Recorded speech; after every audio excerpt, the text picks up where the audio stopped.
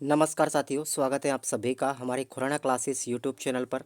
दोस्तों, आज आपके लिए जो ये पढ़ाया जाएगा वो है मॉडल पेपर नंबर 2, बच्चे और सीखना। ठीक है, तो इसमें से आपको कुछ ना कुछ हेल्प मिलेगी। 28 नंबर आपको पास होने के लिए इसमें चाहिए। ठीक है, तो आप लोग हमारे टेलीग्राम को एक बार ज्वाइन करो भाई। सबसे पहले टेलीग्राम को ज्वाइन करो, डिस्क्रिप्शन बॉक्स में आपको लिंक दिया गया है वीडियो के में, ठीक है ना। और इस वीडियो को मैक्सिमम से मैक्सिमम दो आपको मॉडल पेपर, ये दूसरे नंबर का है सेकेंड ईयर वालों का।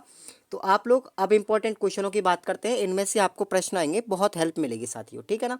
और अच्छी परसेंटेज भी बनेगी, चिंता मत कीजिए। आपको मैं जितना मैक्सिमम से मैक्सिमम मेहनत करा रहा हूँ ना, मेरे से हो रही है, मैं आपको करा रहा हूँ। तो आप भी अपनी मेहनत में कोई कमी ना छोड़ें।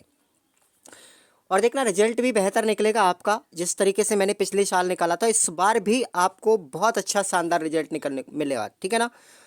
अब आइए हम बात कर लेते हैं यहाँ पर सीखने का मुख्य आधार क्या है। पहला क्वेश्चन हमारा है, तो सीखने का मुख्य आधार होता है परिपक्वता। ठीक है, उसका रीज़न आप लोग सुन लें यहाँ पर। परिपक्वता यानी बच्चे की जैसे जैसे उम्र बढ़ती है, ठीक है, उसके अंदर परिपक्वता आती है, किशोर अवस्था की तरफ बच्चा जाने लगता है, तो उसके अंदर अधिगम दिन प्रतिदिन बढ़ता जाता है।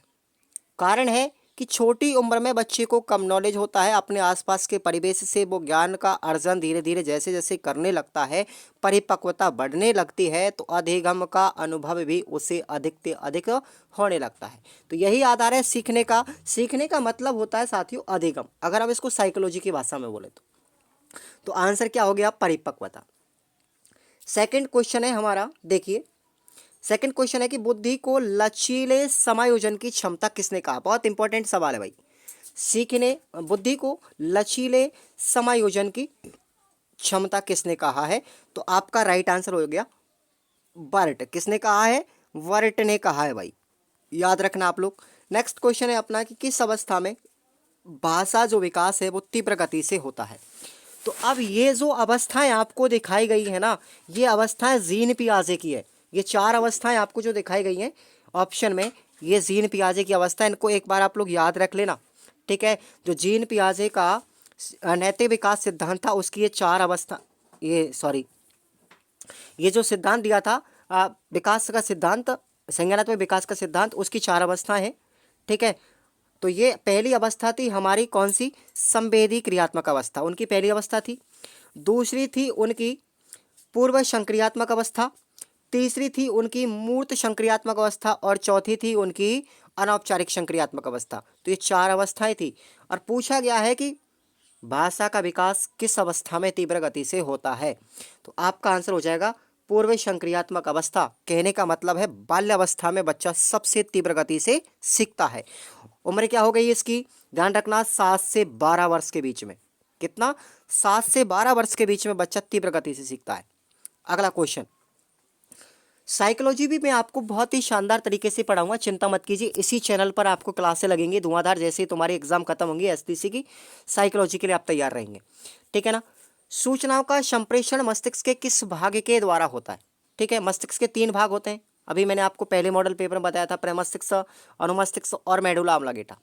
तो कौन से मस्तिष्क के अंदर, मस्तिष्क के किस पार्ट के अंदर सूचनाओं का आदान प्रदान होता है, संप्रेषण होता है? तो आंसर हो जाएगा आपका प्रमस्तिष्क के अंदर। किसमें? प्रमस्तिष्क के अंदर। और जितनी भी हमारी इन्वायरमेंट की हम सूचनाएं लेते हैं, उन सब पर कंट्रोल रूम करने का काम कौन करता है? Medulla oblongata. कौन करता है? Medulla oblongata. तो ये आपको याद रखना है, संप्रेषण होता है मस्तिष्क के अंदर, कंट्रोल करता है मेडुला ऑब्लांगेटा। क्लियर? अगला क्वेश्चन है, बायगोस्की ने एस्केप होल्डिंग नाम दिया था। ये आपको पता है, लेव बायगोस्की साहब ने सामाजिक सांस्कृतिक सिद्धांत दिया था। एस्केप होल्डिंग किसे माना था?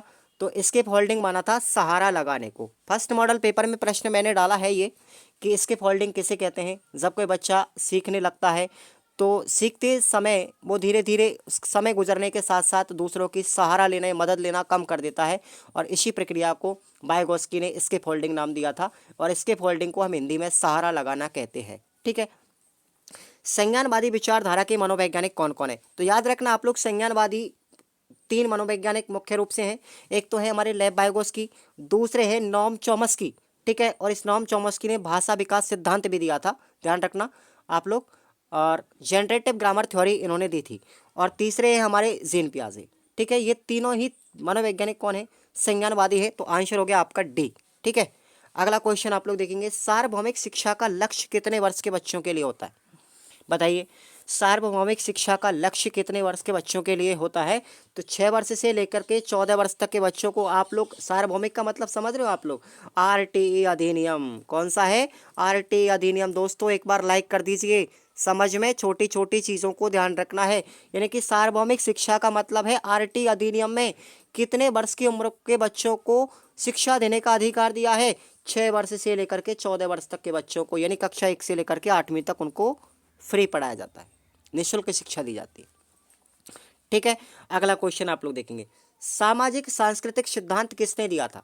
तो मैं आपसे पहले ही मॉडल पेपर में जिक्र कर चुका हूँ और यहाँ पर भी मैं कर रहा हूँ। सामाजिक सांस्कृतिक विकास सिद्धांत जो दिया था साथियों, वो दिया था लेव वायगोस्की ने। और इन्होंने ही अपने सिद्धांत के अंतर्गत ZPD, ठीक है ना, जॉन प्रॉक्सिमल यानी समीपस्थता विकास सिद्धांत को, समीपस्थ जो क्षेत्र होता है उसको इन्होंने अपना मुख्य आधार माना था। ठीक है, अगला क्वेश्चन है कि अभिप्रेरणा की प्रक्रिया में 3 सोपान सही क्रम से बताइए। तो ये प्रश्न रीट में भी 2 बार पूछा जा चुका है अब तक, तो आपको याद रखना है। अभिप्रेरणा की प्रक्रिया में 3 सोपान क्रम के अनुसार। पहला है आवश्यकता, प्रणोद और प्रोत्साहन। पहला कौन सा है? आवश्यकता, दूसरा है प्रणोद और तीसरा है प्रोत्साहन। इसको सीरियल वाइज भी याद रखना ही है। आवश्यकता, प्रणोद, प्रोत्साहन, आवश्यकता, प्रणोद और प्रोत्साहन, ये 3 सोपान है स्टेप वाइज, याद रखना है आपको। किसके हैं? अभिप्रेरणा की प्रक्रिया के स्टेप। नेक्स्ट हमारा क्वेश्चन आता है, व्यवहारवादी मॉडल से संबंधित नहीं है। व्यवहारवादी मॉडल से संबंधित नहीं है। तो देखिए आप लोगों ने पढ़ा होगा, व्यवहारवादी मॉडल 3 हैं हमारे इस सीरीज के सिलेबस के अंदर।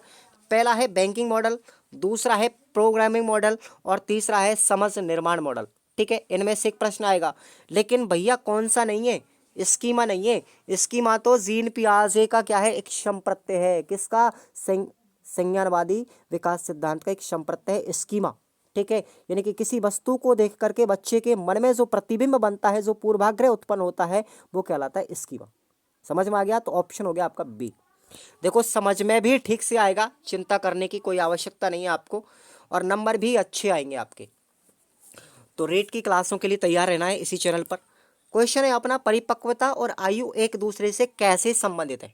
ठीक है, परिपक्वता और आयु एक दूसरे से कैसे संबंधित है? तो आयु बढ़ने के साथ बालक शारीरिक और मानसिक रूप से परिपक्व होने लगता है। आयु बढ़ने के साथ उसकी मांसपेशियां चलने के लिए परिपक्व हो जाती हैं, तो वह चलना प्रारंभ कर देता है। अतः आयु बढ़ने के साथ साथ भी परिपक्वता बढ़ने लगती है। क्लियर? अगला क्वेश्चन है अपना, ये देखिए रीट 2021 के अंदर एक क्वेश्चन पूछा गया था अभी जस्ट, कि बुद्धि लब्धि को परिभाषित करते हुए उसका सूत्र लिखिए। तो उसमें एक एग्जाम्पल दिया गया था, वो मैं आपको अभी बताऊंगा। बुद्धि लब्धि किसे कहते हैं? तो ये मानसिक आयु तथा वास्तविक आयु का एक ऐसा अनुपात होता है, अगर जिसको हम 100 से अगर गुणा कर दें तो क्या कहलाएगा? हमारी बुद्धि लब्धि कहलाती है। ठीक है, प्रतिशत में इसको निकाला जाता है। तो देखो MA का मतलब होता है मेंटल एबिलिटी, मानसिक आयु। CA का मतलब होता है क्रोनोलॉजिकल एज, यानी कि वास्तविक आयु। अगर हम इसको गुणा 100 से कर देते हैं तो ये टर्मन का सिद्धांत, टर्मन का सूत्र बन जाता है IQ का। ये टर्मन ने दिया था इसको। ठीक है ना, 100 से अगर गुणा कर दें। देखो एग्जाम्पल की हम बात करें, माना कि किसी बच्चे की मानसिक आयु 80 है। ठीक है, उसकी वास्तविक आयु हमारी 100 है। ठीक है ना, तो उस बच्चे की IQ का लेवल क्या होगा? तो 80/100 गुना 100, प्रतिशत गुना करने के लिए 100 से कर देंगे, तो 100 से 100 आंसर कितना आ गया? 80% आ गया। उस बच्चे की बुद्धि लब्धि कितनी हो गई? 80%। समझ में सारी चीज़ें आती है, सिर्फ और सिर्फ आपको उन पर गहन अध्ययन करना पड़ता है। ठीक है, साइकोलॉजी से बच्चे बहुत डरते हैं और ये पेपर हमारा पूरा साइकोलॉजी का ही है साथियों। क्वेश्चन है अपना कि पुनः प्रतिस्थापन किसे कहते हैं? पुनः प्रतिस्थापन किसे करने पड़ते हैं? किसे कहते हैं? कि जब पुरानी स्मृति की आवश्यकता पड़ती है तो दीर्घ स्मृति उन्हें डिकोड करती है, स्मरण में लाती है, जिससे पहले वाले स्वरूप में आ जाती हैं, और इसी स्थिति को हम क्या कहेंगे? पुनः प्रतिस्थापन कहेंगे। यानी पहले वाली चीज़ों को यथार्थ में लाना क्या कहलाएगा? पुनः प्रतिस्थापन कहलाएगा। अगला क्वेश्चन है, संज्ञान क्या है? तो आपको मैं बता दूं, संज्ञान का अर्थ होता है ज्ञान, और ज्ञान को इंग्लिश में बोलते हैं नॉलेज। ठीक है, संज्ञान वह मानसिक प्रक्रिया है जिसके द्वारा जीव को किसी वस्तु, किसी घटना या परिस्थिति का क्या होता है? बोध होता है, ज्ञान होता है। इसके अंतर्गत प्रत्यक्षीकरण पहचान है। निर्णय तथा अवधारणा जैसी मानसिक क्रियाएं भी इसमें शामिल होती है। ठीक है, तो ये क्या हो गया हमारा संज्ञान। अगला क्वेश्चन है कि स्वनियमन से आप क्या समझते हैं, स्वनियमन से क्या तात्पर्य है। तो बाहरी पुरस्कार और दंड पर आश्रित नहीं रहकर स्वयं व्यवहार को अधिक से अधिक नियंत्रण करना, अपना अवलोकन करना तथा अपने लिए पुरस्कार या दंड का चयन करना स्वनियमन कहलाता है। अब मैं आपको थोड़ा सा इसको क्लियर कर देता हूँ। मान के चलते मैंने कोई गलत काम कर दिया, ठीक है, मैंने कोई गलत काम कर दिया, उस गलत काम को मुझे लोग दूसरे सजा दे रहे हैं, उसकी आवश्यकता नहीं है। अगर मेरे द्वारा किए गए गलत काम का मैं खुद को दंड दे लूँ, खुद में ही अपने आप में सजा दे लूँ, पश्चाताप कर लूँ, इसी को क्या कहेंगे, स्वनियमन कहेंगे। ठीक है ना, समझ में आ गया। अगला क्वेश्चन आता है हमारा, संप्रेषण को परिभाषित कीजिए। संप्रेषण का मतलब होता है कम्युनिकेशन, वार्तालाप। तो संप्रेषण वह साधन है जिसके द्वारा व्यक्ति एक ही संगठन में एक दूसरे के साथ जुड़े होते हैं ताकि एक साझा या सामान्य उद्देश्य प्राप्त किया जा सके। अर्थात संप्रेषण जो है चिंतनों, विचार, संवेगों के आदान प्रदान की प्रक्रिया होती है। संप्रेषण यानी कि क्या होता है, अपने विचारों, भावों, अभिव्यक्ति को एक दूसरे व्यक्ति के साथ में साझा करना, आदान प्रदान करना क्या कहलाता है, संप्रेषण कहलाता है। ओके, अगला क्वेश्चन है, समावेशी शिक्षा के लिए सरकार ने क्या प्रयास किए हैं। समावेशी शिक्षा से प्रश्न आएगा, नोट कर लीजिए 101%। ठीक है ना, समावेशी शिक्षा के लिए सरकार ने विशेष आवश्यकता वाले बच्चों को सामान्य बच्चों के साथ शिक्षण की मुख्य धारा में जोड़ने की व्यवस्था की है तथा शिक्षकों को इसके लिए प्रशिक्षित भी किया गया है। यही क्या है, समावेशी शिक्षा के प्रयास हैं। कहने का मतलब जो विशेष आवश्यकता वाले बच्चों को हैं उनको ऐसा महसूस नहीं हो कि मैं विशेष आवश्यकता की कैटेगरी में आता हूँ, उनको मन में कोई हीन भावना पैदा ना हो, वो जनरल बच्चों के साथ अपना अध्ययन करें। इस बात को लेकर के सरकार ने ये प्रयास किया है कि जो विशेष आवश्यकता वाले बच्चे हैं वो भी एक सामान्य वर्ग के बच्चों के साथ में अपनी पढ़ाई करें ताकि उनके मन में कोई हीन भावना पैदा ना हो। यही समावेशी शिक्षा का उद्देश्य था। अगला क्वेश्चन है हमारा, नियमबद्ध क्रीड़ा की विशेषता लिखिए। नियमबद्ध क्रीड़ा की विशेषताएं लिखिए। इसकी विशेषता यह है कि सामाजिक आदान प्रदान को आरंभ करने, नियंत्रित करने और जारी रखने तथा समाप्त करने के लिए बाह्य रूप से प्रत्यक्ष नियमों का प्रयोग किया जाता है। वो क्या है, नियमबद्ध क्रीड़ा की विशेषता होती है। ठीक है साथियों, एक बार कमेंट करके बताएंगे कि आपको कैसा फील हो रहा है, कि अगर मेरी बात आपको समझ में आ रही होगी ना तो आप लोग जरूर कमेंट करेंगे। क्वेश्चन है अपना कि स्वप्रेरित खेल स्वप्रेरित एवं स्वनिर्देशित होता है। इस कथन की आपको व्याख्या करनी है कि खेल कैसे होते हैं, स्वप्रेरित भी होते हैं, स्वनिर्देशित भी होते हैं। बताएंगे आप लोग इसके बारे में, सुनिए आप लोग। निश्चित रूप से खेल स्वप्रेरित एवं स्वनिर्देशित होते हैं। खेल एक स्वाभाविक और आत्मप्रेरित प्रक्रिया है जिसके लिए किसी को कहना नहीं पड़ता। खेल में बच्चे स्वयं तय करते हैं कि वे क्या करना चाहते हैं और उन्हें कैसे करना है। उन पर कोई दबाव नहीं होता। जैसे एग्जाम्पल के लिए हम बात करते हैं कि एक प्रियंका बच्ची है, प्रियंका नाम की, ठीक है, कोई बच्ची है, वो सीढ़ी पर बार बार कूद रही है। वह न तो किसी की प्रशंसा की अपेक्षा करती है और ना ही अपने कूदने के कौशल को दिखाती है। बच्चे आपने छोटे देखे होंगे, वो स्वयं अपने आप में खेल खेलते हैं तो वो इसलिए नहीं खेलते कि लोग उनकी तारीफ करें, लोग उनका मजाक उड़ाएं, इसलिए नहीं, क्योंकि वो अपने खुद पर कंट्रोल करते हैं, अपने खुद के नियम बनाते हैं। वो हमेशा अपने आप में शिव प्रेरित हैं, खुश हैं और अनायास ही उसका शरीर व क्रियात्मक विकास होता चला जाता है। तो आपको समझ में आ गया। नेक्स्ट हमारा क्वेश्चन है कि वाइगोत्स्की के सामाजिक सांस्कृतिक विकास सिद्धांत का शिक्षक के लिए क्या महत्व होता है, क्यों जरूरी है। इसमें उल्लेख किया गया है कि शिक्षक के लिए इस सिद्धांत का क्या महत्व है। देखेंगे आप लोग। इस सिद्धांत के माध्यम से शिक्षक बच्चों के समीपस्थ विकास क्षेत्र को पहचान पाते हैं। शिक्षक बच्चों को यह दिखाते हैं और बताते हैं कि जो बच्चों के पूर्व ज्ञान से जुड़ा हो। इसके अतिरिक्त एक शिक्षक को चाहिए कि वह हर बच्चे की स्थिति को पहचान करके उपयुक्त प्रतिक्रिया दे सके। इसका एक तरीका है सहपाठियों से सीखना। इसमें शिक्षक ऐसे काम करवाते हैं जिसमें एक विद्यार्थी दूसरे विद्यार्थी के समीपस्थ विकास क्षेत्र में पहुंचने में मदद करते हैं। यदि बच्चों को कोई ऐसी समस्या या विषय को मिलकर हल करने या खोज करने के लिए दिया जाए तो सीखने पर उसका अनुकूल प्रभाव पड़ता है। सहयोगी कार्य करते वक्त बच्चों में प्रतिस्पर्धा की भावना और अपने सामाजिक स्तर को बनाए रखने की चाह भी कम हो जाती है। ठीक है, अगला क्वेश्चन है अपना, देखेंगे हम कैसे याद करते हैं। हम कैसे याद करते हैं, स्मृति का स्वरूप क्या है, उदाहरण सहित समझाइए। तो आप लोग समझिए, स्मृति के संबंध में हमारे समाज के अंदर कई सारी धारणाएं प्रचलित हैं जो स्मृति को भिन्न भिन्न प्रकार से परिभाषित करती है। कि भाई स्मृति है वो मनुष्य की सामान्य संचय शक्ति है जो चेतना के स्तर को बढ़ाती है। स्मृति एक नया अनुभव है जो पूर्व अनुभवों की स्थितियों द्वारा निर्धारित होता है और दोनों के बीच संबंध स्पष्ट हो जाता है। अनुभवों को प्राप्त करना और उनका संचय करना और कुछ समय के बाद उनको पुनः चेतना के चित्र में लाने की जो शक्ति हम में है उसी को हम क्या कहेंगे, स्मृति कहेंगे।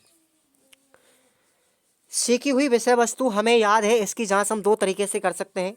किस तरीके से, या तो रिकॉल करके यानी पुनः स्मरण करके, या फिर उसकी पहचान करके यानी रिकॉग्नाइज करके। दो तरीके से हम जांच कर सकते हैं किसी भी कंटेंट की। अगली बात करते हैं, हमारा अगला क्वेश्चन है कि आंतरिक और बाह्य अभिप्रेरणा में क्या अंतर है। बहुत मोस्ट क्वेश्चन है साथियों, याद रखेंगे आप लोग। आंतरिक अभिप्रेरणा होती क्या है, ये बाहरी परिस्थितियों से कभी भी प्रभावित नहीं होती। इनको बाहरी अभिप्रेरकों की कभी भी आवश्यकता नहीं पड़ती। किसको, आंतरिक अभिप्रेरणा को। ऐसे बच्चे शारीरिक, मनोवैज्ञानिक, सामाजिक आवश्यकताओं के वशीभूत होकर कभी कार्य नहीं करते और कार्य ही आनंद और इनको ऊर्जा देती है। ये सभी स्थितियों में एक समान रहते हैं। जबकि बाह्य अभिप्रेरणा की हम बात करें तो ये बाहरी परिस्थितियों से प्रेरित होती है। इन्हें बाह्य अभिप्रेरित देकर के प्रेरित किया जाता है। ऐसे बच्चों में शारीरिक, मानसिक और सामाजिक आवश्यकताएं मुख्य होती है। प्रेरकों से आनंद और ऊर्जा की इनको प्राप्ति होती है। ये परिस्थितियों के अनुसार बदलते रहते हैं। ठीक है, और देखिए आप लोग, आंतरिक अभिप्रेरणा लक्ष्य केंद्रित होती है, जबकि ये कैसी होती है हमारी, ये हमेशा अभिप्रेरणा की सीमा जहाँ तक होगी वहीं तक ये प्रभाव करेगी। ठीक है ना, इसकी सीमा निश्चित नहीं कर सकते। एक निश्चित सीमा तक ही कार्य करेंगे, लेकिन इसकी कोई सीमा निश्चित नहीं होती है। तो ये आपको याद रखना है। अगला क्वेश्चन है अपना, स्कूल में प्रवेश लेने वाले बच्चे क्या क्या जानते हैं, संक्षिप्त टिप्पणी लिखिए। बच्चा 5 से 6 वर्षों की उम्र में विद्यालय में प्रवेश करता है। इससे पहले वह परिवार, समूह, समुदाय, परिवार, पशु पक्षियों, वनस्पतियों, सामाजिक संबंध, भाषा, शब्दों, कविताएं, कहानियाँ आदि के निरंतर संपर्क में रहता है। उनसे क्रिया प्रतिक्रिया करते हुए अपने ज्ञान और समझ को बढ़ाता है और सीखने की अद्भुत क्षमता, जिज्ञासा उसके ज्ञान भंडार में निरंतर वृद्धि करती है। बच्चों का प्रारंभिक ज्ञान अनेक आधारों पर विकसित होता है, जैसे भाषा का ज्ञान, परिवार व समुदाय की समझ, परिवेश का समझ, आकृतियाँ व आकार की समझ, वजन की समझ और तकनीकी की समझ। अब हमारे आते हैं निबंधात्मक प्रश्न। भैया आप लोग याद करेंगे, सीखने को प्रभावित करने वाले कारक कौन कौन से हैं, इसको आप लोग विस्तार से समझाना है। तो 2 कारक होते हैं हमारे, ठीक है ना, आप लोग याद रखेंगे। 2 कारक होते हैं सीखने को प्रभावित करने वाले। पहला कारक है व्यक्तिगत कारक। अब व्यक्तिगत कारक में कौन कौन से आते हैं, आयु एवं परिपक्वता, ये भी हमारे सीखने को प्रभावित करती है।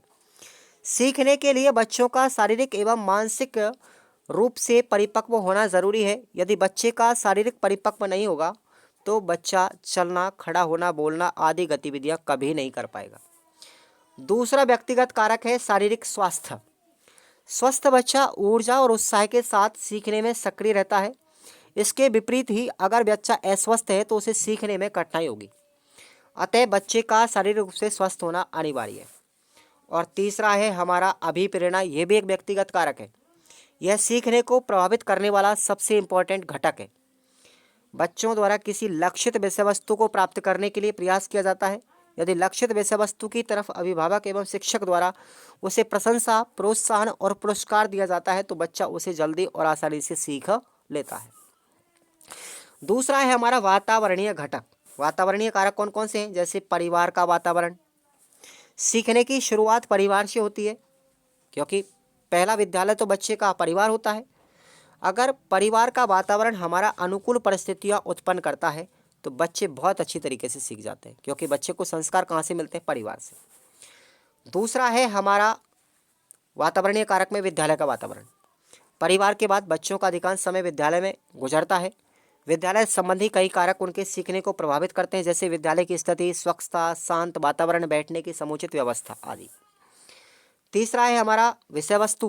भाई पढ़ने के लिए बच्चे विद्यालय में जाएंगे तो विषय वस्तु कैसी है? पढ़ाई अथवा सिखाई जाने वाली विषय वस्तु बच्चों की आयु और मानसिक स्तर के अनुकूल होनी चाहिए, ताकि वो उसमें रुचि ले सकें, व्यवस्थित रूप से पढ़ सकें, क्रमबद्ध रूप से पढ़ सकें और सहजता से सीख सकें। उसके बाद सीखने की विधि कैसी है? विषय वस्तु एवं आयु के अनुकूल शिक्षण विधि का उपयोग सीखने को भी प्रभावित करता है। जब बच्चे स्वयं करके, अभ्यास करके या समझ करके सीखते हैं तो सीखना ज़्यादातर स्थायी हो जाता है। हमारा अगला क्वेश्चन है कि बुद्धि की अवधारणा व सिद्धांत की व्याख्या कीजिए। साथ ही साथ गिलफर्ट का जो त्रिआयामी सिद्धांत है उसका वर्णन आपको करना है। अब हम बात करेंगे इसी के अंदर गिलफर्ट का त्रिआयामी सिद्धांत, जो मैंने फर्स्ट मॉडल पेपर में जिक्र किया था उसका। तो देखेंगे बुद्धि की अवधारणा। ऐतिहासिक संदर्भ में बुद्धि की जो संकल्पनाएं थी उससे एक आशय तो निकाल ही सकता है, लेकिन आशय निकल सकता है कि बुद्धि को सिर्फ कुछ मान्यताओं के आधार पर ही अंकों में मापने पर जोर दिया गया है। वे बुद्धि को बहुत संकुचित स्वरूप में देख रहे थे, जिससे बच्चों की अन्य क्षमताओं को महत्व देने में कोई स्थान नहीं है। परंतु यह जानते हैं कि 9 साल की एक लड़की जो विद्यालय में संख्या तक नहीं सीख पा रही, लेकिन वह बिना गलती किए हुए घर का पूरा राशन पानी संभाल सकती है। देखो हमारी घर में बहुत से लोग पढ़े लिखे नहीं होते हैं, दादी या पढ़ी लिखी नहीं होती है, ठीक है, बाबा कम पढ़े लिखे होते हैं, उसके बावजूद भी जब पेंशन मिलती है ना तो 1000-1500 रुपये जो भी पेंशन मिलती है एक एक पैसा गिन करके संभाल करके ले आते हैं। तो कहने का मतलब ये है कि कोई ज़रूरी नहीं है कि पढ़े लिखे व्यक्ति में ही बुद्धि हो। सबसे बड़ी चीज़ होती है कि व्यक्ति पढ़ तो लिख सकता है, पढ़ भी सकता है, लिखा भी हो सकता है, लेकिन गुणा नहीं होता। तो जो बड़े बुजुर्ग लोग होते हैं ना साथियों, वो ज़्यादातर गुणे होते हैं। तो मैं एक चीज़ आपको आज बता देता हूँ, जीवन में याद रखना कि आप एक अच्छे डॉक्टर बन सकते हो, एक अच्छे मास्टर बन सकते हो, आप एक अच्छे कलेक्टर बन सकते हो, लेकिन एक अच्छा इंसान बनने के लिए, एक अच्छा गुणवान व्यक्ति बनने के लिए आपको शायद पूरे जीवन भर बहुत मेहनत करना पड़ता है। इसलिए आप लोग अपने आप में दयालु बने, परिस्थितियों के अनुसार काम करें, समाज में जीने के तरीके को हिसाब से आप लोग जिए और अपने समय का सदुपयोग करें। अतः हम ये पाते हैं कि सीखने की क्षमता को बुद्धि मान लिया जाता है। तो सीखने की क्षमता का आकलन, सीखने की गति, व्यावहारिक उपयोग, अधिक समय तक याद करने की योग्यता आदि के आधार पर भी किया जा सकता है। अब गिलफर्ट का त्रिआयामी सिद्धांत, अब यहाँ पर हम बात करेंगे। देखो गिलफर्ट ने इस सिद्धांत को गिलफर्ट का जो सिद्धांत है इसको हम बुद्धि संरचना का सिद्धांत भी कहते हैं, याद रखना। और इन्होंने इसमें 3 आयाम बताए थे। पहला था संक्रिया, दूसरा विषय वस्तु और तीसरा उत्पादन, ठीक है। और इम्पॉर्टेंट है रीड के लिए। तो अब आपको याद रखना है संक्रिया के अंदर कौन कौन से फैक्टर आते हैं, कौन कौन से कारक आते हैं, ध्यान रखेंगे आप लोग। 5 कारक आते हैं, ठीक है, 5 कारक। पहला है मूल्यांकन। इनमें से क्वेश्चन बीच में से पूछा गया रीट में, और पूछा जाता है। देखो आपसे जैसे मूल्यांकन दे दिया, अभिसारी चिंतन दे दिया, अपसारी दे दिया, और एक आपको इसमें से दे दिया रूपांतरण। तो अब इनमें से पूछा जाएगा कि निम्न में से भिन्न कौन सा है। तो भिन्न कौन सा आ रहा है? उत्पादन वाला अलग आ रहा है, बाकी के 3 एक के है ना पूरे फैक्टर। तो इस तरीके से क्वेश्चन रीट में घुमा के पूछा जाता है, तो थोड़ा आपको संभल करके पढ़ाई करनी है, ठीक है ना। तो चलिए आप लोग आते हैं इसी क्वेश्चन पर हम बात करेंगे। संक्रिया के अंतर्गत 5 फैक्टर है। पहला मूल्यांकन, अभिसारी चिंतन, अपसारी चिंतन, स्मृति और संज्ञान। इनको याद रखना, रेट में ये क्वेश्चन यहाँ से कई बार पूछे गए हैं और आप लोग रेट में भी आपको पढ़ाऊंगा। विषय वस्तु की बात करें तो यहाँ पर इसमें भी 5 फैक्टर है। दृश्य, श्रव्य, सांकेतिक, शाब्दिक और व्यवहारात्मक। और उत्पादन में कितने हैं भैया? 6 है। कितने हैं? 6। देखेंगे इकाई, वर्ग, संबंध, तंत्र प्रणाली, रूपांतरण और अनुप्रयोग। तो कितने हो गए? गुणा करिए, 5 गुणा 5 गुणा 6। टोटल कितने फैक्टर हैं? 180 फैक्टर है वर्तमान के अंदर। लेकिन अब मैं आपको यहां पर बता देता हूं थोड़ा सा, सॉरी 150। कितने हो गए? 150 फैक्टर। 5 गुणा 5 गुणा 6, ठीक है। 6 पंजो 30 और 3 पंजो 15, यानी 150 फैक्टर हो गए टोटल वर्तमान में। लेकिन आपको मैं बता दूं, जब इस सिद्धांत को शुरू में दिया था गिलफर्ट साहब ने सबसे पहले, तो इसमें केवल 90 फैक्टर थे, ठीक है। उसके बाद 120 हुए और वर्तमान में इसमें कितने हो गए? 150 फैक्टर हो गए, ठीक है ना। तो ये आपको याद रखना है। आगे बात करते हैं अगला क्वेश्चन।